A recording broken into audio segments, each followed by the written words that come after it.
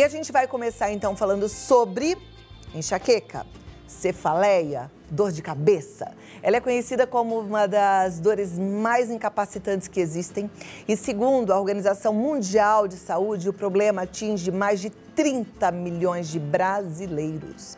Infelizmente, não existe cura, mas a acupuntura pode ser uma boa alternativa para quem precisa de tratamento a longo prazo. Para conversar sobre esse assunto, eu recebo agora o diretor de marketing do Colégio Médico de Acupuntura de São Paulo, médico, doutor Marcos Pai. Seja muito bem-vindo, doutor. Muito obrigada pelo seu tempo aqui conosco. É uma alegria te receber, viu? Olá, Cláudia. Te convido para sentar aqui do meu lado. Perfeito. Para a gente falar sobre esse assunto. Enxaqueca, então não tem cura? Infelizmente, que nem você mesmo disse, né? Enxaqueca é uma doença complexa, tá? Uma doença geralmente crônica, não tem cura, mas tem tratamento, tá? Tem muitas possibilidades de tratamento que variam desde coisas farmacológicas, ou seja, com remédios modernos pela boca, injetável, e também tratamentos não farmacológicos, como exercícios, alimentação e também acupuntura. Maravilha. Eu entendo que para a gente descobrir o melhor tratamento para qualquer tipo de doença, é importante a gente entender a doença, né? Entender como é que essa doença surge. Por que as pessoas têm enxaqueca? Tem uma causa principal ou tem várias causas? A gente não sabe a resposta direito até hoje, tá? É muito comum de receber pessoas que sofrem de enxaqueca, já investigaram com um monte de neurologista, fizeram um monte de exame e geralmente dá tudo normal. A gente acha que a enxaqueca tem primeiro um fator genético, né? Geralmente quem tem mãe, avó ou pai que já teve enxaqueca tem chances maiores, tá? A gente vê que é uma doença que é mais comum em mulheres jovens, então já pode surgir na infância, adolescência e persistir. E acaba sendo aquelas dores crônicas, recorrentes e que podem ser diárias e muitas vezes incapacitantes. A acupuntura, que é o nosso tema principal hoje, ela vem da medicina oriental, da medicina chinesa, né? E aí eu tenho uma curiosidade, será que lá os orientais, aqueles que praticam a meditação, que têm um estilo de vida mais zen, mais tranquilo, eles também têm enxaquecas? E com certeza. Infelizmente, enxaqueca acaba sendo essa questão, né? É difícil de diagnosticar. Tá? E muitas vezes o tratamento também é demorado. E mesmo lá na Ásia, a gente vê que a incidência, né, ou seja, a taxa de pessoas que sofrem de enxaqueca é mais ou menos parecida com daqui. Tá? Então, não deve ter tanta relação com o estresse, com a vida agitada, quanto a gente imagina, né? Ou eu estou errada? Acaba sendo um gatilho, tá? A gente vê que muitas vezes a gente não acha realmente a causa, a gente vê que alguns alimentos, situações de estresse podem contribuir, pode piorar, tá? Mas que não são necessariamente a causa. Então, por isso mesmo, acompanhamento. Porque a enxaqueca é um tipo de cefaleia. A gente tem mais de 100 tipos de cefaleias, ou seja, mais de 100 tipos de dor de cabeça. Só que a enxaqueca é um pouco diferente porque ela não dá só sintoma na cabeça.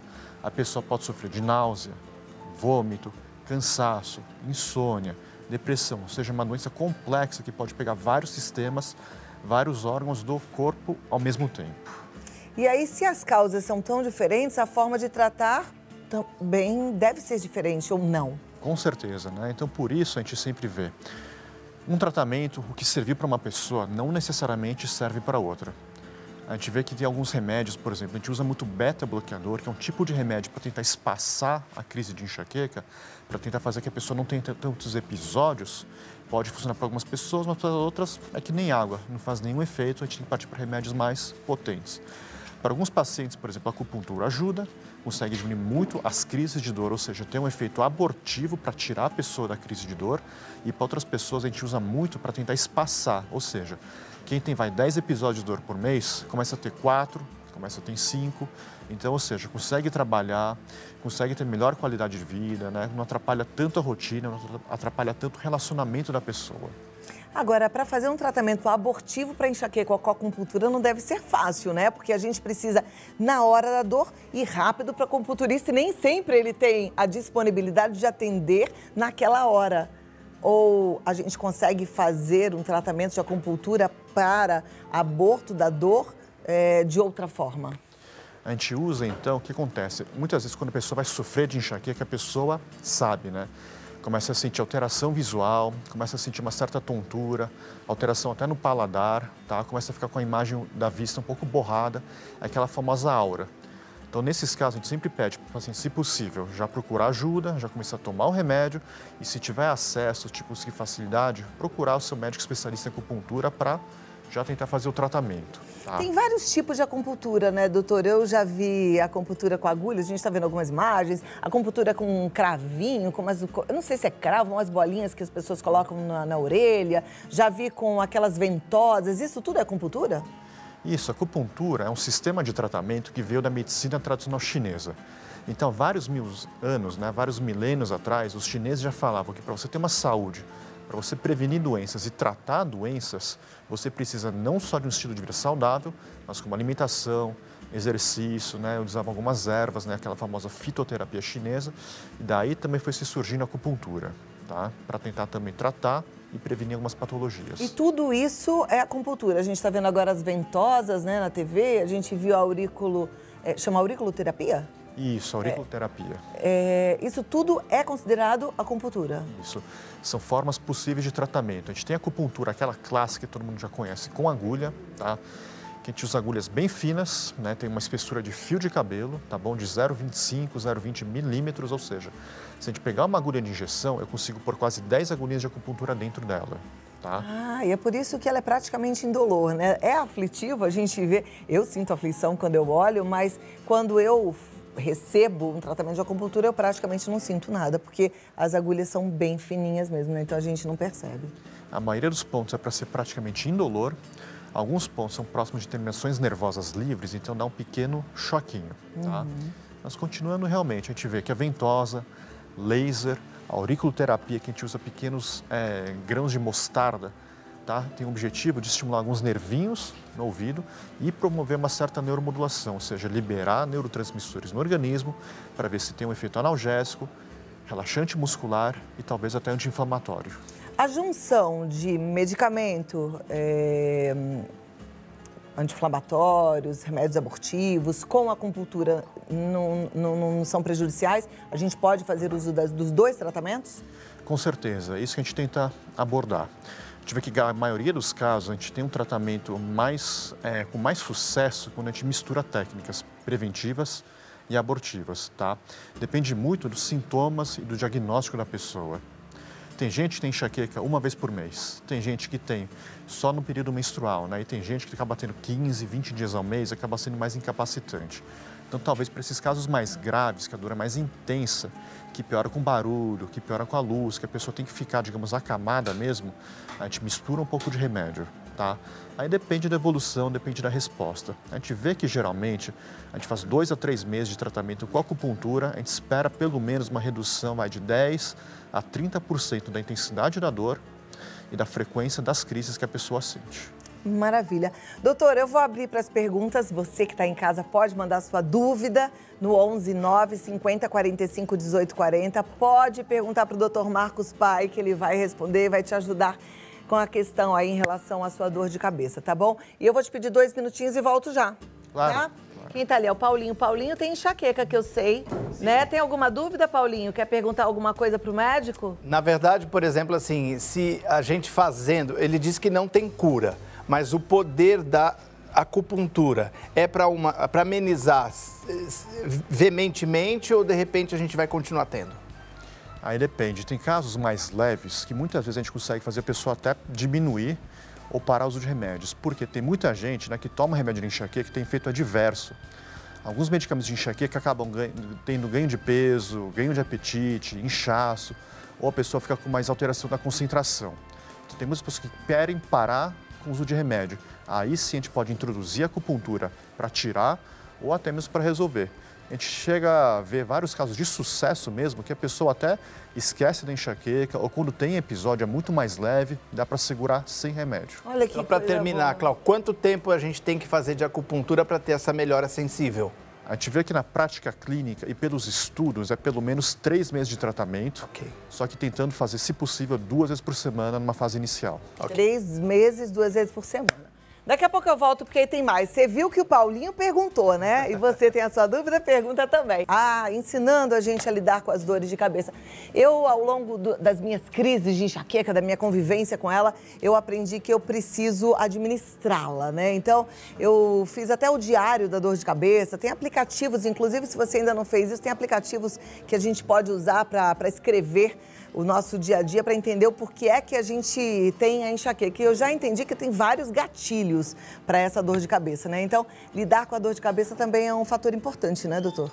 Isso é um desafio, tá? Infelizmente, aquela questão, a gente fala que a quem sofre de dor de cabeça não é só um paciente, ou seja, não é um tratamento passivo, depende do médico, depende dos terapeutas, mas também da pessoa, identificar o que está fazendo de errado no dia a dia, o que ela poderia mudar, né? Alguma coisa que poderia modificar para ver se ajuda.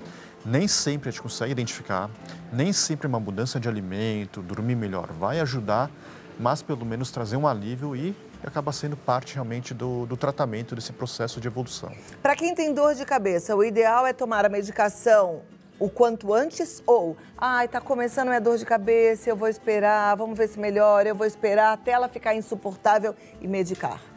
Boa pergunta, Cláudia. A gente vê que enxaqueca, por definição, é aquela dor que pode durar desde 4 horas até 72 horas, ou seja, pode durar alguns dias. Alguns remédios mais abortivos da enxaqueca, como alguns triptanos, eles funcionam rápido. Então, geralmente, a gente recomenda, se for uma crise de enxaqueca mesmo, ou seja, aquela dor latejante, aquela dor pulsátil, aquela dor de um lado da cabeça, aquela dor que está dando piora com barulho ou com a luz, se você tomar o remédio antes, pode ser que você já aborte um pouco a crise e não vá durar tanto tempo, tá? Porém, se for uma cefaleia mais tensional, ou seja, uma dor que vem aqui do pescoço, ou uma dor que vem do bruxismo, ou uma dor que não é enxaqueca, esse remédio pode até não funcionar, tá bom? E até o abuso, o uso inadequado, o uso excessivo desses remédios analgésicos pode levar a uma cefaleia crônica diária, ou seja, uma cefaleia que piora com o analgésico. E às vezes a pessoa tem que até fazer um detox, ficar alguns meses sem o remédio para poder ter uma melhora na resposta. É interessante você falar de medicamento, porque eu me lembro que quando eu comecei a sentir minhas primeiras dores de cabeça, eu tomava aquele remédio que parece um chocolatezinho, que vocês sabem qual é, o marronzinho. E aí depois um adiantava, aí toma 2. E aí chega uma hora que você tá com tanta dor de cabeça que quando você para pensar, você tomou um monte de remédio num único dia. Até que eu descobri que aquilo não adiantava para mim e descobri o meu remédio para enxaqueca, que é só um, eu só tomo aquele e não tem que tomar outro. Essa quantidade excessiva de remédio intoxica o organismo e piora, né? Exatamente, porque um remédio pode interferir com o outro, pode ter questão de efeito adverso, né, como abuso de anti-inflamatórios, tá? Mesmo em pessoas jovens, quem toma mais de 5, 10 dias seguidos de anti-inflamatório pode ter problema gástrico, renal e hepático, tá? A gente vê aumento de índice de infarto. Então, por isso, se a dor de cabeça está muito incapacitante, se mudou o padrão dela e se ela está te atrapalhando muito, vale a pena procurar um médico especialista, um neurologista, um médico especialista em dor, para poder fazer uma avaliação, para afastar alguma outra causa e para ver se o diagnóstico está certo. Maravilha. Agora, as perguntas já estão praticamente organizadas, mas a produção me pediu mais 2 minutinhos, então daqui a 2 minutos a gente vai tê-las na tela e aí você responde, tá bom? Claro. Continuo com o doutor Marcos Paia, acupunturista, nos ensinando a lidar com a dor de cabeça e entendendo aí como é que a acupuntura pode nos ajudar nos processos de crise. Mas quero chamar a sua atenção agora para um outro assunto. Mulheres que estão querendo ficar com a autoestima elevada. Esse verão tá quente, tá gostoso, talvez você esteja aí super chateada porque não consegue botar um short, porque fica com vergonha. Porque tem celulite. Ô, menina, que coisa. Bom, primeiro é que você tem que se preocupar com você mesma, com quanto você se gosta na frente do espelho ou não. Os outros, deixa pra lá, esse é problema deles, tá bom? Doutor, já na tela a gente já vai ter as perguntas, viu? Pode colocar a primeira pergunta, produção, pra gente acompanhar. É da Liane, do Rio de Janeiro. Como diferenciar a enxaqueca da dor de cabeça causada pela sinusite? E aí ela já faz a outra pergunta. A acupuntura pode ajudar? Então, a gente tem, como tinha comentado, a gente tem centenas de tipos de dores de cabeça, enxaqueca é uma delas, né? A sinusite também. A sinusite a gente diferencia geralmente pelo local dos sintomas. Geralmente se localiza bem aqui acima dos olhos ou então logo aqui nesses seios da maxila, tá? Acaba sendo uma dor que muitas vezes pode causar até um bloqueio respiratório, né? De sentir o nariz entupido. É uma dor um pouco mais de impressão na frente, tá? Enquanto a enxaqueca geralmente pega um lado da cabeça. Geralmente a enxaqueca é pulsátil, ou seja, latejante, ela vai e volta. E a sinusite tem de ser mais uma pressão interna, que às vezes até atrapalha um pouco a vista, atrapalha um pouco a audição e atrapalha um pouco a questão de sentir cheiro. Tá? Então, nesses casos, tem que ver se a sinusite for persistente, se tiver por vários dias, o tratamento é diferente. Geralmente, a gente usa analgésico, a gente não usa remédios específicos da enxaqueca, a gente pode ser que até trate com antibióticos, tá bom? Dependendo se está infectado ou não. A acupuntura, o que acontece? Ela pode ajudar um pouco no controle dos sintomas. Se não está infectado, ela tira um pouco da inflamação, ela pode melhorar um pouco a respiração, mas se tiver infectado, não tem jeito, tem que tratar com antibiótico. Tem que tomar antibiótico, né? Tá ok. Próxima pergunta, então, vamos conferir. Maria Souza, de São Paulo. O uso de anticoncepcional pode desencadear uma crise de enxaqueca? Existem vários tipos de anticoncepcional, tá? Geralmente, a gente prescreve muito anticoncepcional, até ao contrário, para ajudar a tratar, para ajudar a segurar a crise de enxaqueca. A gente vê que muitas vezes a enxaqueca acomete mais mulheres e jovens, então fatores hormonais são importantes na fisiopatologia para aumentar um pouco a intensidade e a frequência das dores. Então, o anticoncepcional, geralmente com estrógeno ou progesterona, pode até aliviar um pouco, espaçar um pouco a intensidade. Então, será que é por isso que nessa época do climatério e menopausa a gente tem um pouco mais de enxaqueca por conta da queda hormonal? A gente vê na prática até que quando a pessoa está grávida, ou até muitas vezes na menopausa, pode até diminuir. A gente tem muitos relatos, tem muitos estudos que falam que as pacientes depois da menopausa, ou seja, mais ou menos depois dos 50 anos de idade, pode até curar da enxaqueca. A pessoa sentia crises várias vezes na semana, período menstrual, e para de ter. Na verdade, eu acho que não tem uma regra, né? Porque comigo foi o contrário. Nas 2 gravidezes eu senti mais dor de cabeça e agora que eu tô entrando na menopausa, nessa época do climatério para menopausa, eu também tô com bastante enxaqueca. Essa fase do climatério também dá uma bagunça hormonal, né? Não Pode tem regra, né? Pelo que eu tô entendendo. Inchaço. É um desafio para os médicos também lidar com a enxaqueca, né, doutor? Exatamente, a gente faz ressonância, a gente faz exames invasivos às vezes, eletroneuromiografia, que é um exame que usa agulha para ver a qualidade e a transmissão de nervos, e muitas vezes não dá nada, tá? Então, muitas vezes é isso, a gente vê se tem algum fator, por exemplo, cervical, se a pessoa está tensa, se está dormindo mal, se tem algum bruxismo associado que pode mimetizar as dores. Então, por isso a gente sempre fala, se mudou o padrão da dor, ou se você tem alguma doença, por exemplo, uma doença metabólica, hipotiroidismo, diabetes controlada, alguma doença infecciosa, ela também pode ser um fator que piora a enxaqueca e por isso que ela precisa de uma avaliação conjunta especializada. Tá, já é. A próxima pergunta, vamos lá para a tela. Vilma Constantino, tenho hérnia de disco na cervical e lombar. A acupuntura alivia as dores e o desconforto que a gente sofre? A acupuntura pode aliviar a dor, tá? Só que, primeiro, também a hérnia de disco é um diagnóstico que depende de exame clínico, ou seja, a gente vê o padrão da dor, geralmente uma dor que começa na coluna, né? Se for cervical, começa no pescoço e desce para o braço. Se for na lombar, ela começa no meio da coluna lombar e desce para uma das pernas. Geralmente a pessoa tem choque, formigamento, perda de força, tá? A acupuntura poderia ajudar um pouco nos sintomas, porque a gente tenta relaxar a musculatura, diminui a inflamação na coluna, então geralmente depois de uma série de tratamentos pode ser benéfico.